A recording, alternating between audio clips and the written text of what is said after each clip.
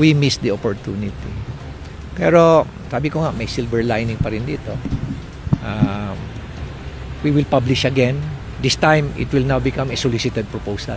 Ito ang naging pahayag ni Mayor Benjamin Magalong 2 araw matapos ang anunsyong pag-atras ng SM Prime Holdings Incorporated sa isinusulong na Baguio Public Market Redevelopment Project.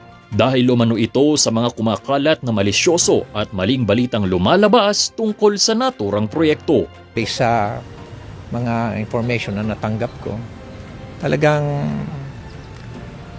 frustrated lang talaga sila sa maraming kasinungalingan at yung mga malisyosong intriga na lumabas. Kaya better na lang na they would rather withdraw. Kahit ganun pa man, nakikitaan pa rin ito ng oportunidad upang ma-redevelop. Kaya muli itong bubuksan para sa mga nais magbigay ng proposals. Ilalabas na rin ang term of reference na siyang gagawing baseline sa mga ibibigay na proposals. Lalabas na namin yung term of reference and malaking effect doon yung negotiation na nangyari. 34 terms of negotiation yun.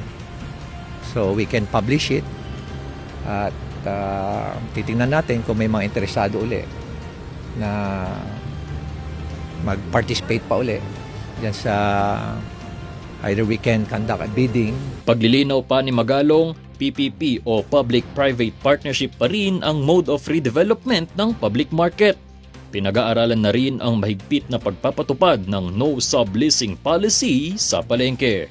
Siguro this time implement na namin yung non-subleasing. Talagang strictly implement na namin. Nico Gatchalian para sa PIO Baguio Balita.